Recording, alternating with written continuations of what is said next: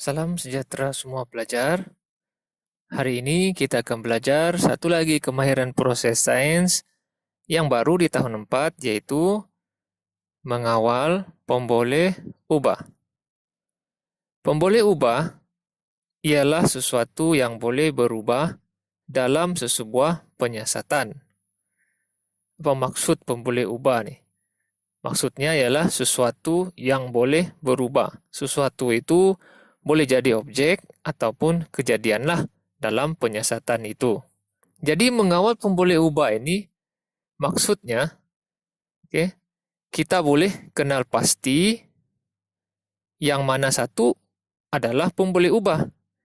Dan kita boleh tentukan pemboleh ubah itu kepada 3 jenis, yaitu pemboleh ubah dimanipulasi, pemboleh ubah bergerak balas, atau pemboleh ubah dimalarkan. Maksudnya, kita boleh kenal pasti pemboleh ubah dalam penyiasatan itu dan tentukan jenis-jenis pemboleh ubah tersebut. Jadi marilah kita tengok situasi di bawah ini ya. Faris dan Melan diberikan 2 pokok yang sama. Mereka dikehendaki menyiasat jumlah air yang diperlukan untuk pembesaran pokok yang baik. Anggaplah mereka berdua ini tidak tahu apa itu pemboleh ubah. Apatah lagi mengawal pemboleh ubah. Okay? Jadi mereka ini hanya melaksanakan arahan lah. Hanya ikut arahan yang guru mereka bagi. Yaitu ubah jumlah air yang disiram. Nih, sebab dorong mau siasat jumlah air yang diperlukan untuk pembesaran pokok kan. Jadi guru mereka tuh beritahu si Faris, yang Faris nih, dia cakap siram pokok itu 1 minggu 1 kali sebanyak 100 ml air. Manakala si Melan tuh gurunya arahkan supaya menyiram pokok itu 3 kali seminggu, yaitu sebanyak 100 ml air. Jadi Faris dan Melan ini pun melaksanakanlah arahannya. Jadi masing-masing pun ambil satu pokok yang sama nih, ambillah.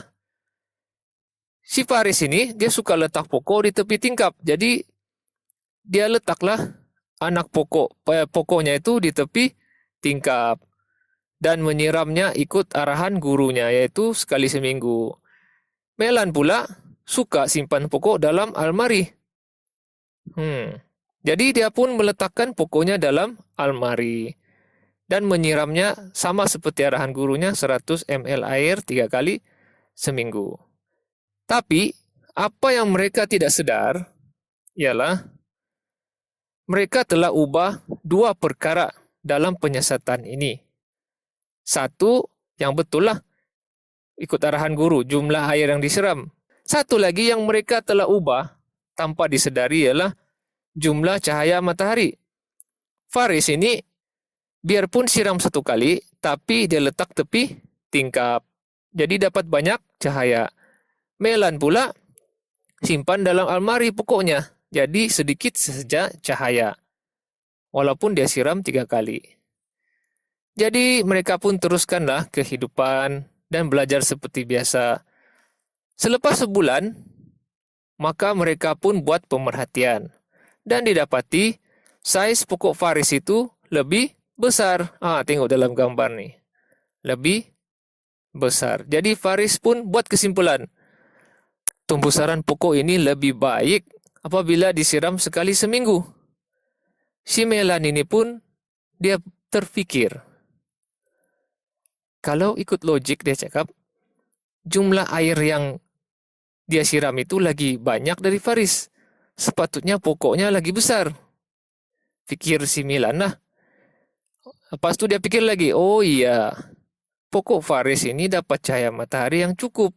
Pokok saya adalah almari. Siram hari-hari pun belum tentu akan besar. Jadi apa yang difikirkan Melan tu, dia pun bagi tahulah dengan si Faris. Saya pikir penyiasatan kita ini tidak adil. Bukankah pokok saya tidak mendapat cahaya matahari? Okey. Jadi kesimpulan daripada cerita situasi ini ialah apabila kita tidak mengawal pemboleh ubah dari awal, apapun penyiasatan atau uji kaji kita yang kita buat tidak akan menghasilkan keputusan yang tepat dan adil. Jadi mengawal pemboleh ubah ni satu kemahiran yang penting lah. Muka surat sebelah, cikgu dia pun bersetuju lah. Betul. Bagi mendapatkan penyiasatan yang adil, kita perlu memastikan satu pemboleh ubah sahaja yang diubah dalam sesuatu eksperimen. Okey? Mesti ingat ini. Hanya satu pemboleh ubah yang diubah dalam setiap eksperimen atau penyiasatan. Jadi Melan dan Faris pun fahamlah. Jadi baiklah cikgu, kali ini kami mengubah jumlah air yang disiram sahaja. Pemboleh ubah yang kita ubah, yang ini kita ubah kan? Yang kita ubah dalam satu penyiasatan itulah dinamakan pemboleh ubah dimanipulasi. Kita kenal pasti satu sudahlah pemboleh ubah di sini. Apa yang sengaja kita ubah dalam penyiasatan atau eksperimen itu biasanya di awal-awal penyiasatan. Jadi dalam contoh di sini ialah yang kita ubah ialah jumlah air kan. Yang ini 1 kali, yang ini 3 kali. Yang diubah di situ ialah jumlah air yang disiram. Dan apa yang kita ubah namanya ialah pemboleh ubah dimanipulasi. Cikgunya jawab lagi. Kita juga perlu memastikan pemboleh ubah yang lain kekal sama. Yang kita ubah tu hanya satu saja. Yang lain-lain itu dia cakap mesti kekalkan sama. Jadi kita tetapkan jumlah cahaya matahari, jenis tanah dan kuantiti tanah untuk kedua-dua pokok. Apa yang Faris dan Melan buat adalah kali ini mereka tidak letak berasingan sudah. Kali ini mereka letak tempat yang sama, iaitu menghadap tingkap. Supaya kedua-dua tumbuhan ini mendapat jumlah cahaya matahari yang sama. Kemudian mereka gunalah kuantiti tanah ni. Tanah ni dia guna sama. Sama banyaknya. Begitu juga jenis tanah. Katakan tanah kebun ini pun tanah kebun lah. Jadi dia kasih sama.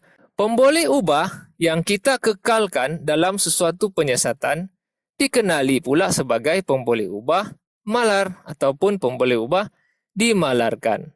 Ataupun ringkasannya di sini, apa saja dalam penyiasatan itu yang kita samakan, macam ni kan, kita samakan ini dan ini, maka itulah pemboleh ubah dimalarkan. Dalam setiap penyiasatan mesti akan ada yang kita samakan. Sepanjang penyiasatan itu. Maksudnya dari awal sampai habis kita tidak ubah. Kemudian, setelah sebulan, maka mereka lihat lagi kembali keputusannya. Sekarang, apa yang dapat kamu perhatikan? Kali ini Melan pula yang jawab. Nampaknya saiz pokok saya lebih besar. Jadi, pemboleh ubah yang kita perhatikan dalam suatu penyiasatan dikenali sebagai pemboleh ubah bergerak balas. Apakah itu pemboleh ubah bergerak balas? Apa saja yang kita perhatikan ataupun yang kita ukur dalam penyiasatan kita selepas ataupun semasa penyiasatan itu adalah pemboleh ubah bergerak balas. Dorang buat pemerhatian terhadap saiz pokok kan? Ini lebih besar daripada ini. Jadi saiz pokok adalah pemboleh ubah bergerak balas. Jadi ini kesimpulannya. Mengawal pemboleh ubah, yang paling penting kita boleh kenal pasti dulu yang mana satu pemboleh ubah. Kemudian kita boleh tentukan pemboleh ubah itu kepada 3 lah. 1, apa yang diubah ataupun pemboleh ubah dimanipulasi. 1 lagi pemboleh ubah bergerak balas atau apa yang diperhatikan ataupun diukur. Dan pemboleh ubah dimalarkan, apa yang disamakan. Setelah mengawal pemboleh ubah, barulah keputusan akhirnya menjadi tepat dan adil. Itu sajalah untuk hari ini. Selamat belajar.